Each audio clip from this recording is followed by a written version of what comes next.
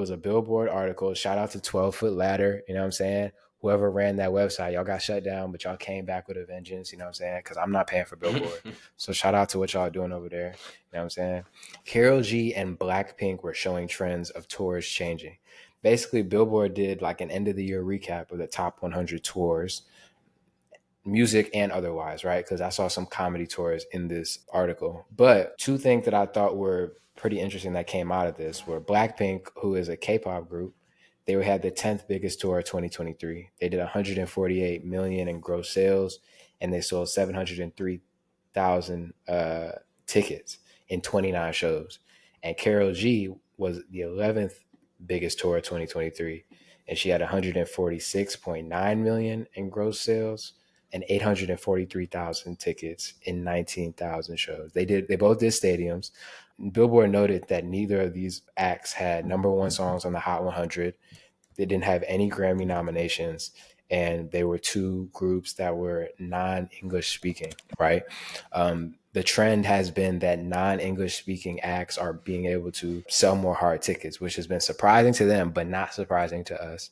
Another thing I thought was worth noting was that the age of the average ticket buyer was decreasing dramatically. It was around 40 to 50, and now it's dipping below 30 for a lot of people. I just thought this was interesting. If you look at the genre distribution, we'll put it up on the screen. If you look at rap is only 3% of this of top 100 tours, and Latin is 12%. R&B is 15%. But I thought this was really, really interesting because the music that we're talking about is taking up a small subset of the larger picture of artists that are able to sell as many as they are, right? But I think in the next 5 to 10, we're going to see way more of this, right? I think Karol G and Blackpink are outliers this year, but they said last year that BTS and Bad Bunny were also outliers, right? And we've seen Burna Boy do stadiums this year. So I think it's trending towards the music we're talking about, which is why I thought it was interesting and why I thought it was worth bringing to you. I do think that's interesting. I mean, it kind of makes sense just because, at least with rock and pop, being that white people are still the biggest group, even though minorities are catching up rapidly. Rock and pop being the two biggest genres touring wise makes a lot of sense to me, especially with the amount of like legacy acts there are in rock.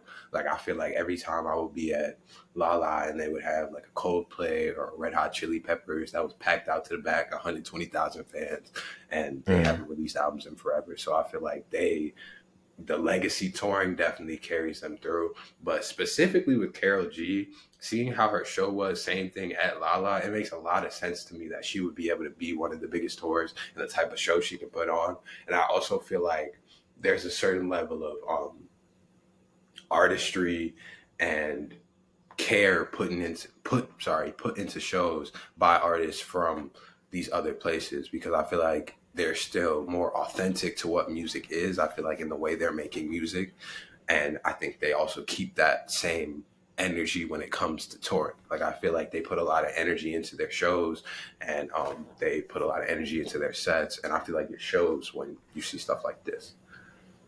Yeah.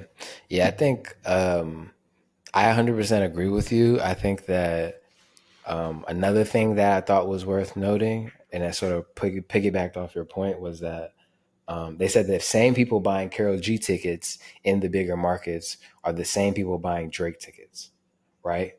And that just dispels the notion that only people that can sell out stadiums are English speaking artists, right? Like English, Spanish, it doesn't matter. They're both Drake and Karol G are both selling out Miami, right?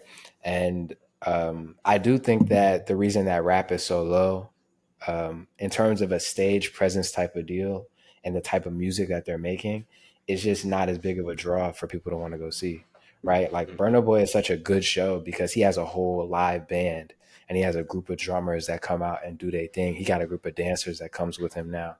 You know what I'm saying? And you find that in Latin music, K-pop, they're dancing in it, right?